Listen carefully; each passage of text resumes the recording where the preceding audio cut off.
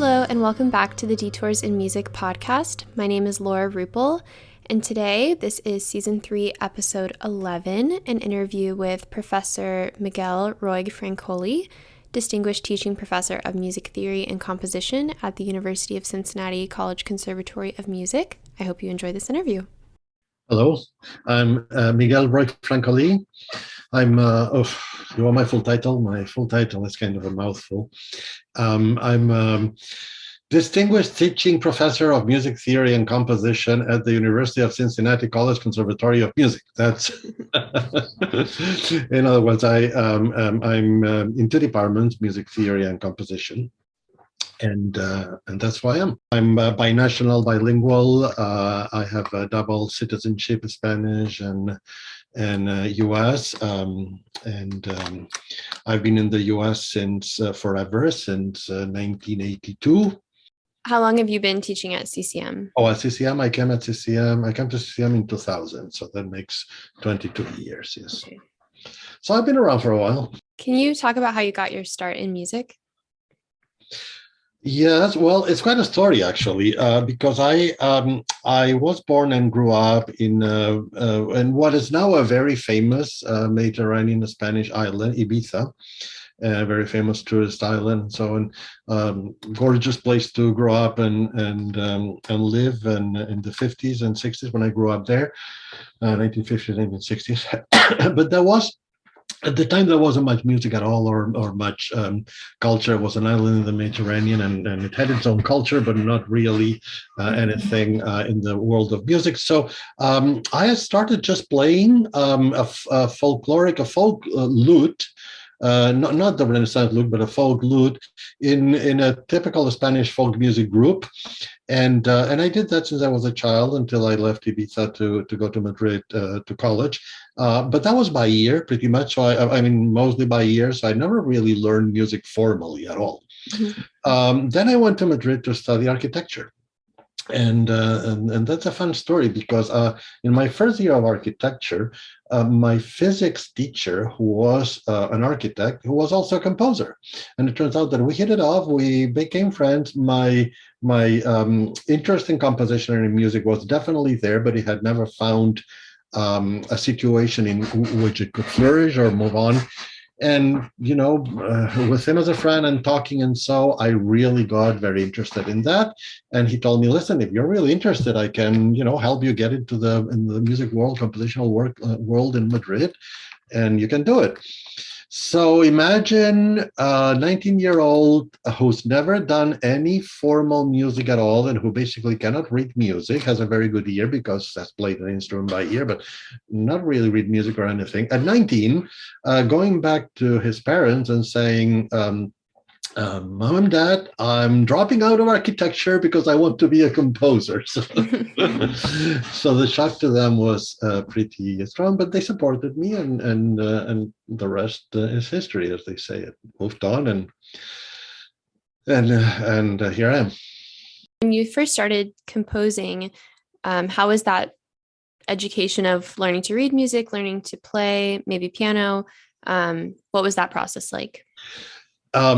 It was very intense because I knew exactly what I wanted to do. I was 19. I wasn't a child. So I knew that I had a lot to catch up with. So I focused tremendously.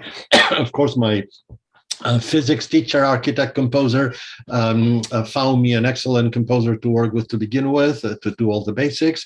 And we started very intensely. It was my full-time, absolutely immersive job was to learn the basics of music. It took me a couple of years or so pretty much to learn all the basics well and to get into piano and to get into music theory and so on, to the basics of composition.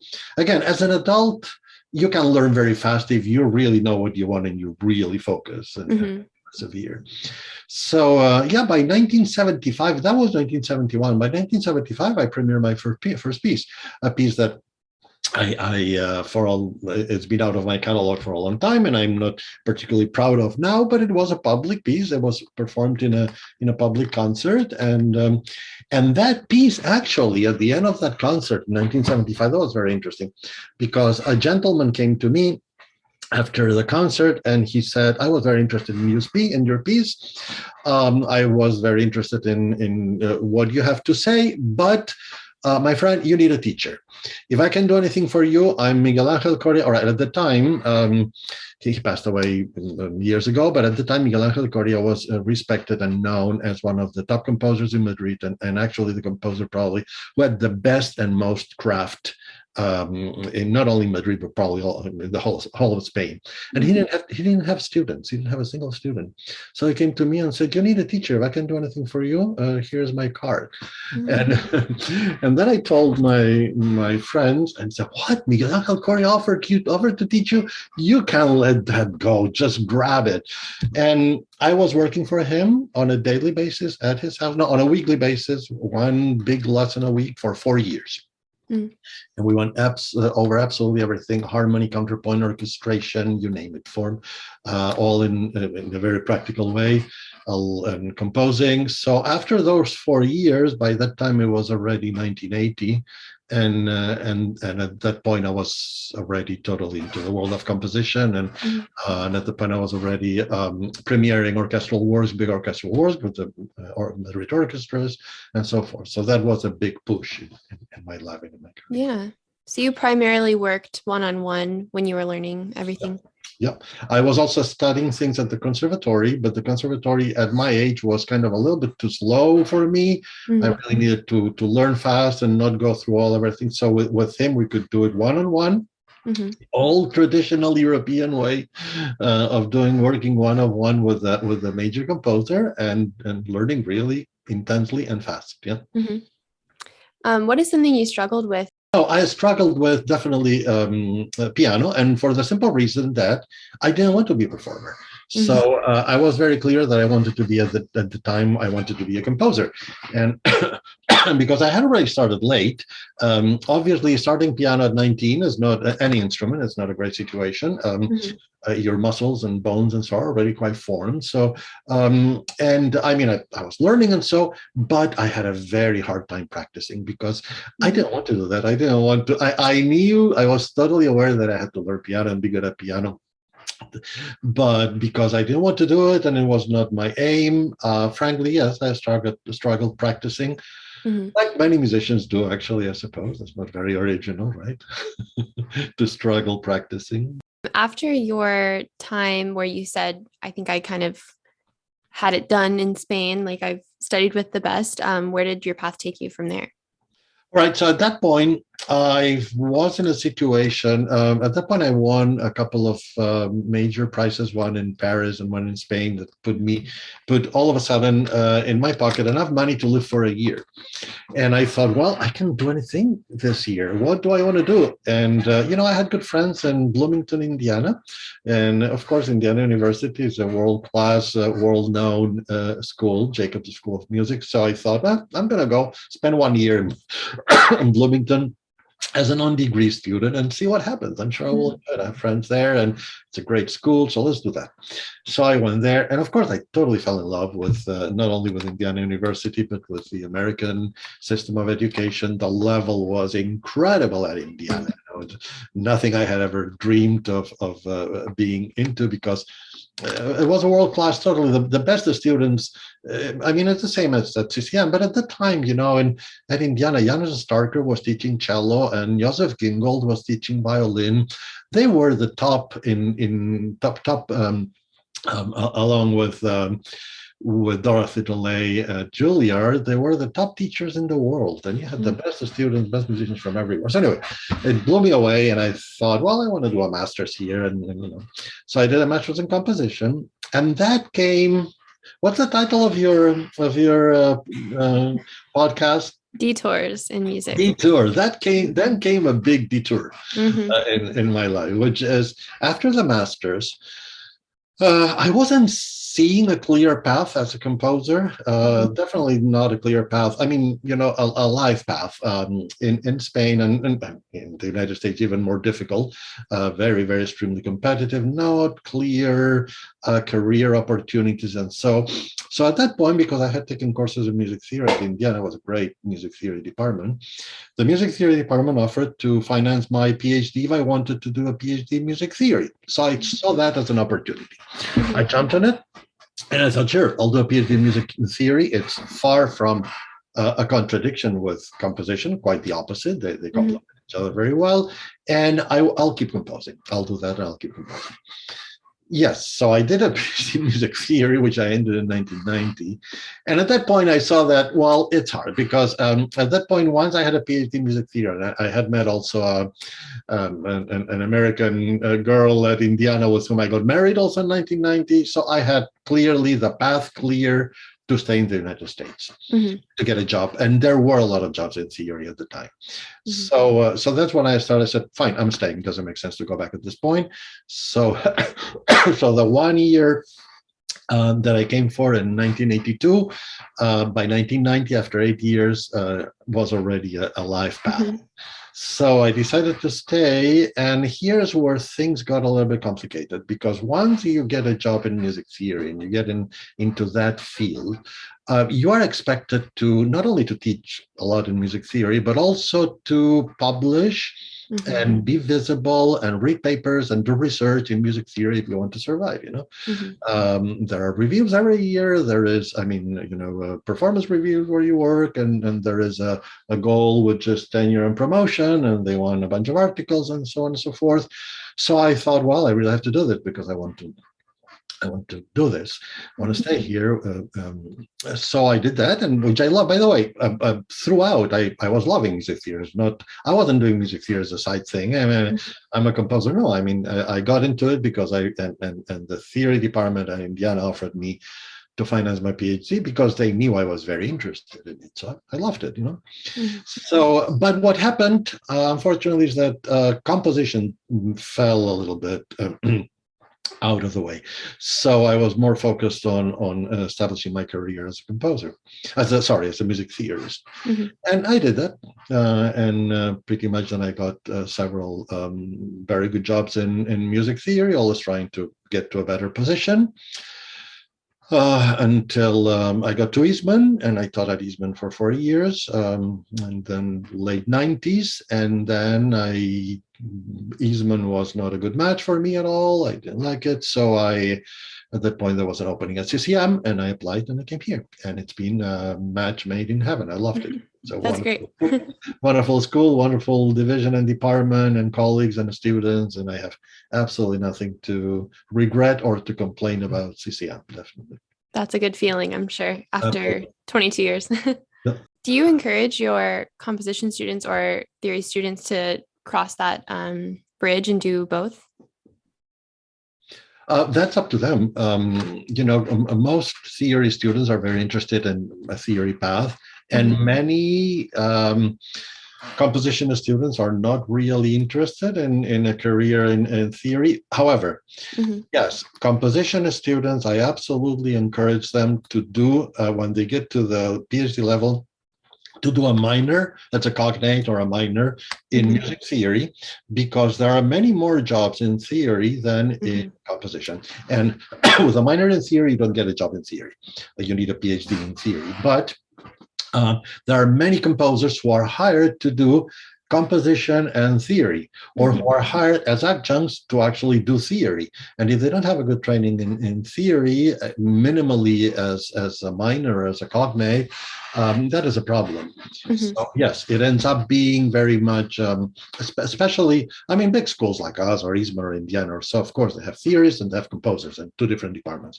But the small departments and small schools out there, put it together, theory, composition. They just want one person to be able to teach both, and so on. And very often it's oboe theory, that, right? I've had quite a few oboe students and bassoon students who have done a cognate at the DMA level in theory and have gotten excellent jobs, at least to begin with, in oboe/theory. Yeah. Because most small departments don't have a full oboe or bassoon studio. And then they want someone who can also teach theory. So that's a little bit of advice for you there. Yeah. Definitely a cognate in theory can be very useful. That's that's good advice for everyone, definitely. Yeah, absolutely. By the way, and piano, whatever. I mean, there are plenty of jobs. There's piano and theory. I mean, I said oboe because you're an oboist, and because oboe and bassoon, they have very small studios usually and have to do something else. But any other instrument, also, I've had plenty of pianists that have ended up doing piano theory. You might have a unique perspective of, in the United States, going into undergrad for composition or theory, you would have to be a performer to get into those schools. I know there are some universities like, I feel like John Mackey is kind of famous for not playing an instrument. And you did play an instrument, but not maybe at that level. Right, yeah. Are you kind of an encourager of people who aren't like real performers to go to music school? Yeah, it depends on the school. Some schools do have a bachelor's in music theory and don't expect. I mean, most kids who come as freshmen have played in bands and play some instrument usually, or have studied piano privately or violin or something. But many schools do have a bachelor's in music theory. In composition. Not us. Hold on. No. Of course, we have a bachelor's in composition. I was confusing. All right, sorry. I was confusing music theory and composition. Now my two hats, go on and on. We don't have a bachelor's in music theory, but we do have a bachelor's in composition. Yes, and we don't necessarily expect you to be a professional level performer in any way. Or a bachelor's in composition. We would like you to play an instrument. Well, I really think that piano is quite essential for anything. I mean, piano is quite essential for music theory, is quite essential for composition, both of them, let alone for conducting, absolutely. So I would encourage anyone to be as proficient as possible by anyone, I mean anyone in that field. Of course, any other field is good to have at least minimal chops in piano. It's very helpful. You know that probably. But definitely composition and theory. Yes, work at your piano, and even if it's like me, that it was kind of an uphill battle to find motivation to practice, do it. What is your advice you have for some of your students in theory classes who maybe you struggled with motivation for practicing piano, maybe they have the opposite where they struggle with motivation for working on their theory homework? As far as working on your theory homework, well, I mean, theory is about understanding music, and theory is about, to me, it's that theory is about being able to pick up a piece of music, be able to analyze it at some level, whatever level, and be able to understand it better. And a musician that is not able to understand a piece of music that they play, to me, they're lacking a lot. They're lacking something. I always tell the story of, imagine an actor who recites Shakespeare beautifully in the play, but and then you tell him, your understanding of the grammar and the syntax of the phrases were so well shaped, and that actor says, phrases, grammar, syntax, no, I know nothing about that. I don't do that. I just read the words. I say the words, but I don't really understand what they mean. I mean, it's totally unthinkable, right? The joke. Well, what about a musician that plays the nose and doesn't understand anything of what they're playing? That's a shame. So the more you understand the music, I think the better you'll be able to transmit what's in that music, and the more subtleties. And I can imagine people like talking of great performers, Leonard Bernstein or Barenboim or Martha or Herridge or whoever you want to mention. I can imagine that they don't understand. I know that they do. I know definitely that they do understand the music very well from a theoretical, stylistic, and historical point of view. Absolutely. So, it's good for you. Good for you. But now the other question about motivation, about practicing. And so, well, there was a question, I think, and is that your question that you wanted to ask me about students that are struggling in general? It's very common in music. Music is a very difficult field. We know this. You know this. I know this. It's not easy. It requires a lot of discipline, a lot of effort. It's very stressful. and it requires a lot of perseverance. So the first thing would be persevere and work hard. That's absolutely essential. There is, without perseverance and hard work, I'm sorry, there's no future for a musician. We like that. We know that. And actually, on the other hand, those are very good. Discipline, perseverance, and hard work are very good qualities that I've had a lot of my students apply to other things. So what I would say any young musician is first follow your heart. And if your heart is in music and you want to do that, do it. But on the other hand, also use your mind. Find a balance between mind and heart, because if you see that's not working, or that you don't have that motivation, or that it's too hard, or that you don't see your future clear, or that you think you may not be at a good competitive level, which can happen. Not everyone is Joshua Bell. I don't know. So don't be afraid to change course in life. There's absolutely nothing wrong, nothing shameful in changing course. Actually, I think the opposite. Changing course at a certain moment takes two things: takes courage and takes honesty with yourself. Be honest with yourself. And there is no failure in changing course. It's not like you failed, but rather that you see, well, I've tried this. Maybe this is not the best thing for me. So I'll tell you something. I've had pretty darn talented students who have ended up being lawyers, medical doctors, really, what maybe at the master's, they've gone as far as the master's, and then at the doctoral level, they said, I'm changing course. After having put all that effort into this, I realized that this is not the path I want to follow. I'm going into law, I'm going into medicine, or a variety of other professions. I assure you, I've had quite a few of them. Great, there's nothing wrong with it. It's honesty. So I don't know. So again, both things: follow your heart and follow your mind, and be able to adapt to whatever circumstance you find in life. I like that you mentioned that neither option is failure, and at any point, and it's just about what's right for you. Right. Yeah. Well, and again, at my own level, without going into law, I did that. Did I fail as a composer when I decided to go into music theory? No, not at all. That wasn't a failure.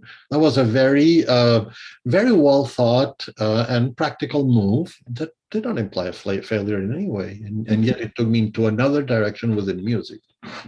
Exactly.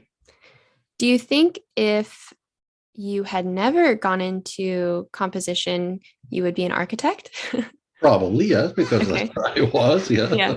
Have you had moments where you've considered going back outside of music?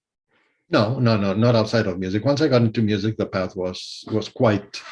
It wasn't direct, because there was a huge detour of composition music theory, but I never thought of dropping out. No. Okay. Because I could see a pretty clear path. But yes, I mean, I'm still very interested in architecture. And when I visit any city or whatever, and in Chicago, I just go nuts about the architecture. And when I go to European cities, I just visit all the wonderful historical buildings and so on. There's a lot of connection between architecture and composition. We both deal with the structure, with form, and with details of surface. I mean, it's very, very similar mental or creative processes, actually. Yeah. And both are very technical. Architecture is terribly technical. I found out when I was thrown into physics, calculus, algebra, and descriptive geometry, and a bunch of very technical matters in my first year of architecture. And so is composition. You've got to learn the craft, and you've got to do harmony, counterpoint, and orchestration, and all the technical aspects, which you need to master to be able to do good pieces. So, very good parallels between the two things. Do you see your career taking another shift in the future, either towards more composition again or something different? Well, first, you must be kidding, because I'm 68. There's always time. Yeah, right. I'm kidding. So, well, there was another shift, actually, because, for years I was focused on theory, as I told you, and publishing. And that's also when I started thinking of writing textbooks. I wrote a couple of textbooks that you certainly may have, at least one of them you've used here. But then in 2003, and it had been a while already, um, something happened. And what happened was the invasion of Iraq by the United States, and the totally unjustified invasion of Iraq. There was that whole story about the weapons of mass destruction that didn't exist and were never found, and blah blah blah. And then, of course, the subsequent massive massacres of civilians in that war, those the bombings and all of that. It affected me very, very, very deeply. It affected me very much. That was like in 2003. And I was really, really upset, deeply upset at being a citizen in a country that was doing that to another country. Yeah. So I found, at that moment, I found totally the need to put that into music.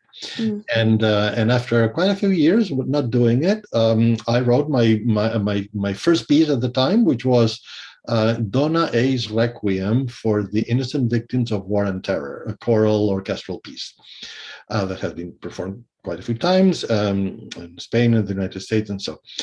Well, once I got back, I couldn't look backwards. So beginning in 2003, 2004, I started composing again. And that came my second period as in my career as a composer. So you'd have first the composition, then music theory, and writing textbooks. And writing textbooks continued in the 2000s, and then back to composition. And that's when I got the double appointment. When I go back to composition, I got a double appointment here at CCM. First, they hired me as a theorist, but when I was very active in composition, then they thought, well, we'll have you in both departments. So you get credit for everything that you do, both in theory and in composition. So that was the return. Yeah.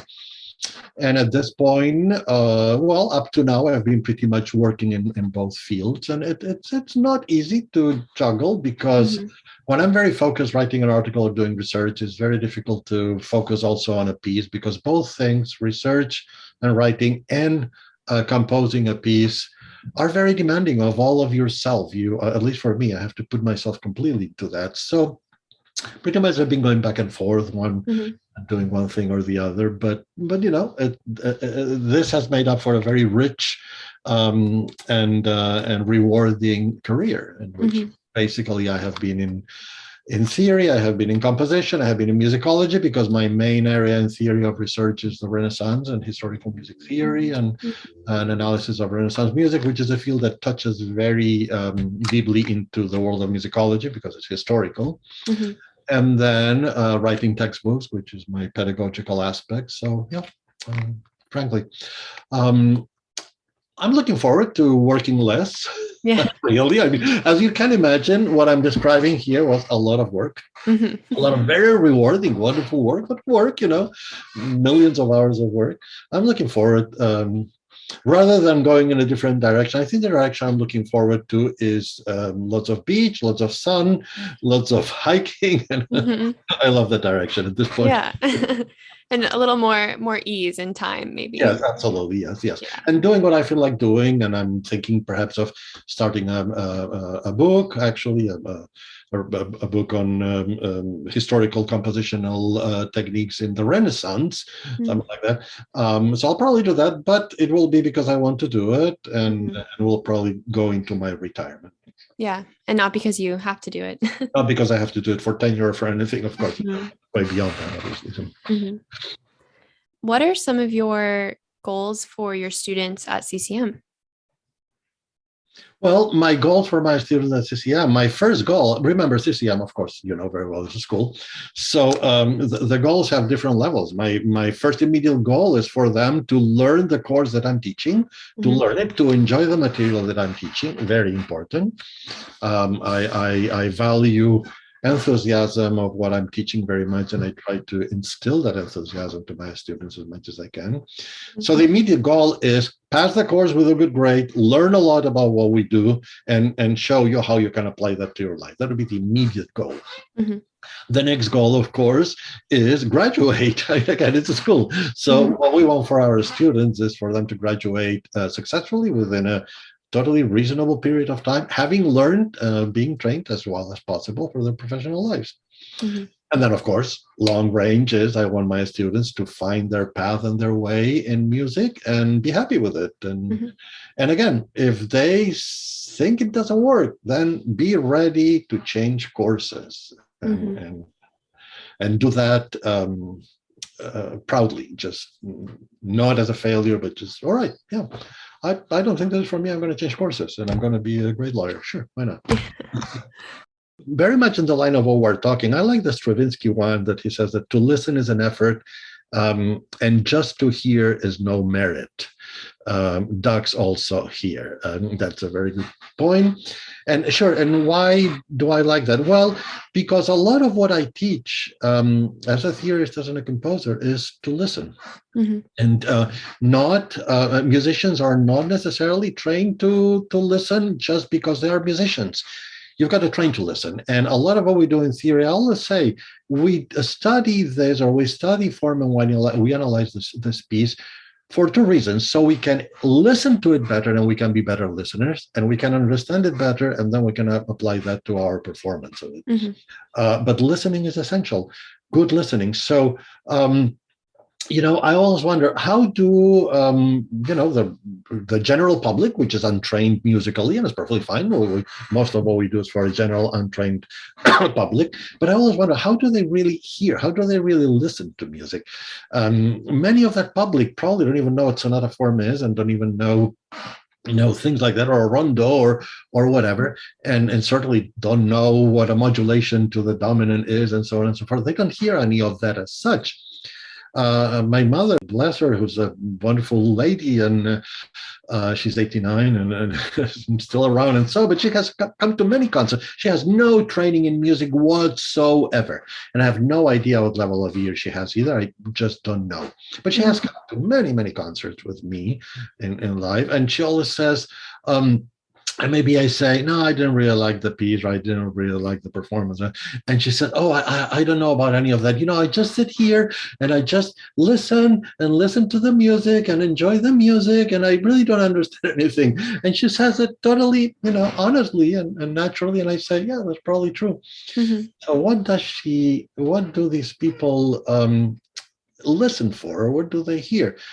Probably they're missing a lot that musician. I'm sure they enjoy music a lot, and they enjoy beautiful melodies and harmonies and so, but they're missing a lot that musicians should not miss. We should be able to listen, as Stravinsky says, in a deep way, and we hear the beautiful, surprising modulation and the development that takes us by surprise. Wow, that was really good. I need to go to the score and see how he does that. Whatever. Or the form, or the unexpected return at a certain moment of a theme that was gone. I mean, there's so many beautiful things that we can listen to. So yes, to listen is an effort, and we train for it. And certainly in my classes, I try to train my students to listen and to be better listeners, definitely. Yeah. I really enjoyed speaking with Professor Francoli, and something that's special about the podcast and interviewing different people and everyone having their own unique story is I never know which question on my list is going to kind of create the most interesting answer. And for this interview, I think it was the very first question of how did you get your start in music? And I would never have expected that such an esteemed professor and composer started music at age 19, or very seriously started it at age 19.